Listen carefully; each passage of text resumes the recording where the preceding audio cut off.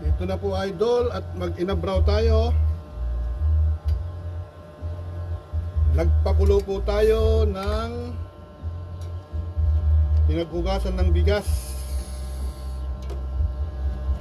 Lagyan natin ng luya at pwede na po itong pampaligo ni Mrs.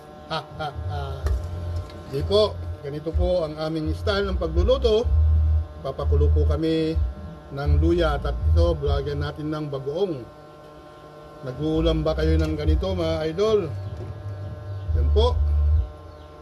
Lagyan natin ng bagoong.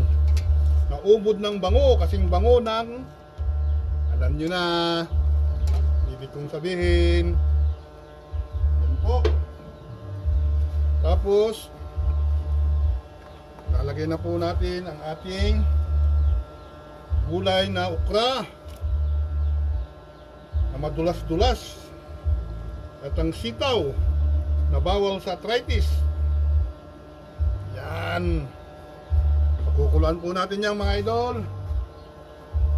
Tapos lalagay natin yung dahon. At ito po, luto na po ang ating gulay na sitaw. Lalagay na po natin ang saluyot. Yan. Saka dahon ng talbos ng sitaw. Ito po ang sinasabi naming inabraw. Magiging berde ang sabaw ng gulay na ito. Yan. Tapos papatong natin yung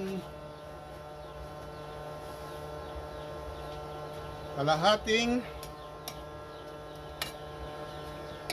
bangus. Kalahati lang.